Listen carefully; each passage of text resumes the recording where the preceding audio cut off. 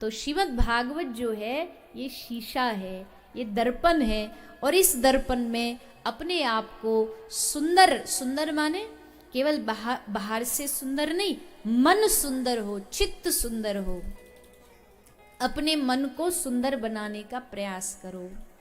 क्योंकि भगवान जब कृपा करते तो कोई बाहर का चेहरा थोड़ी देखते, कुब्जा को बाहर से थोड़ी देखा भगवान ने, उसका स्वभाव देखा, उसका मन देखा। तो बाहर से हम कैसे भी हो, पर ठाकुर जी देखते इसका मन कितना सुंदर है। तो अपने मन को सुंदर बनाने का प्रयास करिए, मन को अच्छा बनाने का प्रयास करिए। और मन अच्छा कब बनेगा? जब ये मन सत्संग से जुड़ेगा, तभी इस मन की शुद्धि होगी। देखो, अपने शरीर को शुद्ध रखने के लिए हम हर रोज स्नान करते हैं, हर रोज नहाते हैं। नहाते कि नहीं नहाते? रोज नहाते हो ना? हाँ, तो जब रोज स्नान करते हो तो स्नान किस लिए करते हो? कि तन शुद्ध रहे। नहीं नहाओगे, नहीं स्नान करोगे तो शरीर मैला हो जाएगा। अभी एक आध महीना पहले कहीं मैंने एक ऐसी खबर देखी, दुनिया का सबसे गंदा जो व्यक्ति था, उसकी अभी कोई 90-92 साल में अभी मृत्यु हुई, 92 साल का होगा, उसका चेहरा भी दिखा। वो 30 साल से स्नान ही नहीं किया, नहाया ही नहीं, और उसको ये वर्ल्ड रिकॉर्ड में खिताब मिला हुआ कि वो दुनिया का सबसे गंदा इंसान है।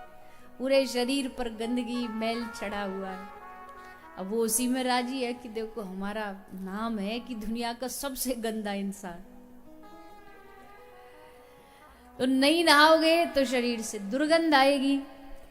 पर ये सोचो कि बाहर का ये जो शरीर है, इसको तो नहा के पानी से साफ कर लोगे, साबुन से साफ कर लोगे, पर ये जो भीतर एक बैठा है मन, वो भी तो धीरे धीरे इतने सालों से, इतने जन्मों से गंदा हो गया है। उसको कैसे साफ करेंगे? वो तो पानी से साफ नहीं होगा।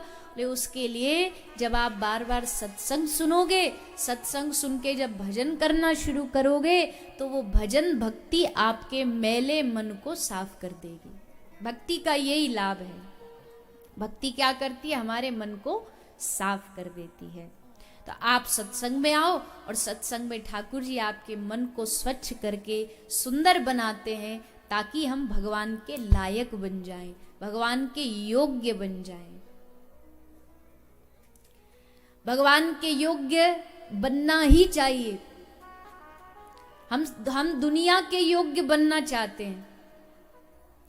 उस शादी ब्याह में, पार्टी में जाएं तो वहां के जो क्लास, जिसको स्टैंडर्ड कहते हैं, उस क्लास में हम शामिल, मैच हो जाएं, ये बनने की कोशिश करते हैं। नेता नगरी में जाते हैं तो वहां उनमें उनके योग्य बनने की कोशिश करते हैं। बड़े लोगों में बैठते हैं तो उनके योग्य बनने की कोशिश करते हैं। पर कभी भगवान के योग्य बनने की कोशिश की कि भगवान हमसे कभी राह चलते मिल गए तो क्या हम उनके योग्य हैं कि भगवान देख करके खुश हो जाए कि आहा, देखो कितना अच्छा इसका स्वभाव है, कितना अच्छा इसका मन है? नहीं, कभी बनने की कोशिश नहीं की।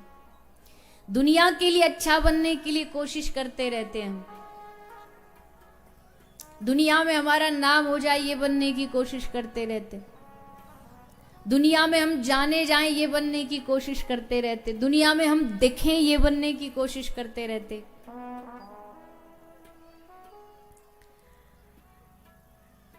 एक शहर छोड़ो, एक छोटी सी गली के मेंबर भी बन जाएं तो 2 गार्ड आगे चलेंगे हमारे, 2 पीछे चलेंगे। 2 पुलिस वाले आगे, 2 पुलिस वाले पीछे, हो रास्ता बनाएंगे, जैसे कोई कहीं के प्रधानमंत्री महोदय पधारे हो। पर अगर वो नहीं रहेंगे तो फिर लोग हमें देखेंगे कैसे? कथा में भी आए तो एक गाड़ी पुलिस की आगे आगे चले, अटो अटो अटो, आवाज लगाती, नहीं तो देखेंगे कैसे कि जी आ गए, सबरे गांव में हल्ला मच जाता है। तो ये सब क्या है? बोला हम दुनिया की नजर में आ जाए कि देखो कितने बड़े आदमी हैं। पर यही कोशिश अगर भगवान के नजरों में आने के लिए करते ना, तो अब तक भगवान की दृष्टि हम पे पड़ गई होती। पर भगवान की नजरों में आने की कोशिश करते नहीं, हम दुनिया की नजरों में आने की कोशिश। ऐसा क्या पहनूं जो सामने वाला देख करके एकदम कहे अरे वाह कितना बढ़िया कपड़ा पहन रखा है। ऐसा कौन सा दुकान मकान गाड़ी रखूं जिससे दुनिया वाले देख के कहे अरे वाह कितना बढ़िया इसका वैभव है। पर भगवान की नजरों में आने का जो प्रयास करता है, भगवान उसी पर अपनी नजर डालते हैं। इसीलिए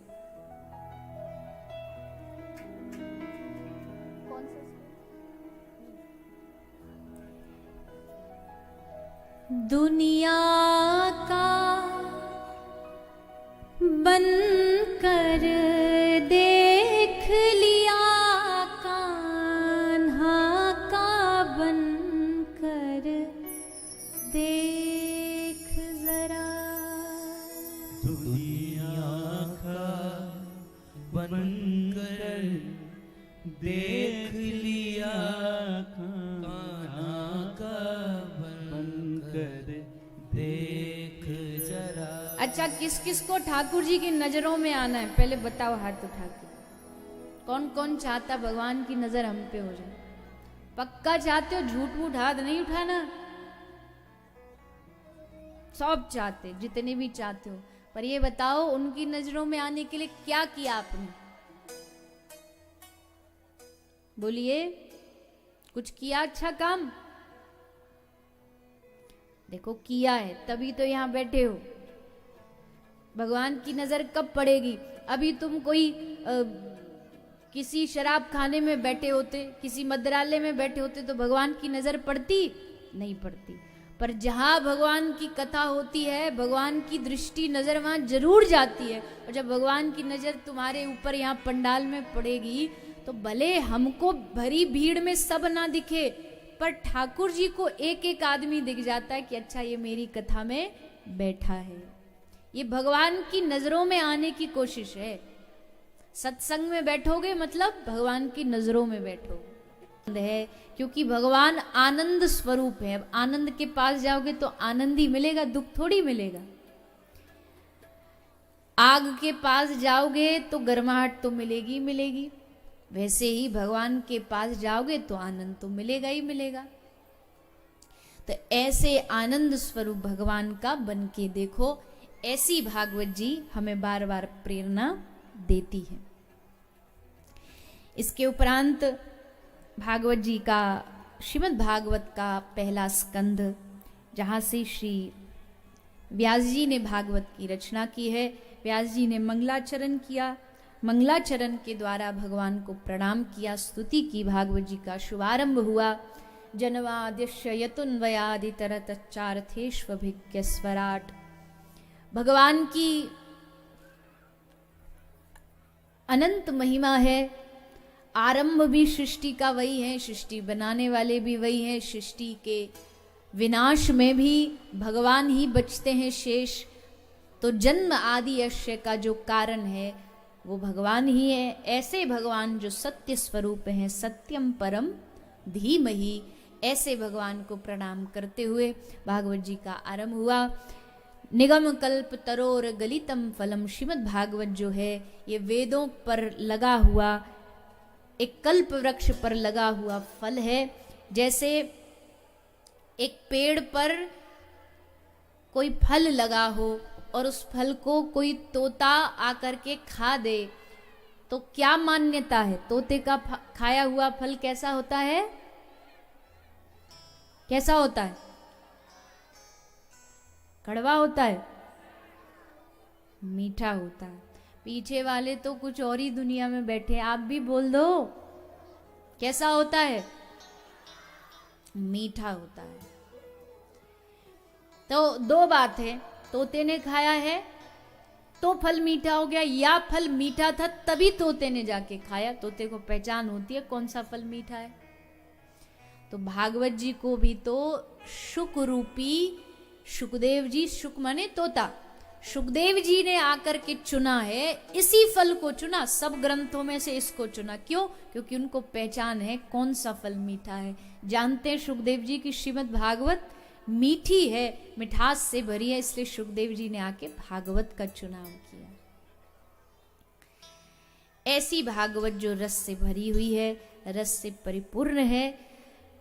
सुखदेव जी आए कैसे पृथ्वी पे, धरती पे? बोले पहला उदाहरण तो यह है कि राधा रानी ने भेजा, एक ग्रंथ में, शास्त्र में ये लिखा है। दूसरे पुराण में ये वर्णन आता है कि एक बार भगवान श्री भोलेनाथ जी माता पार्वती जी को कथा सुना रहे थे। ये कथा भी कैसे सुनाई, इसकी भूमिका भी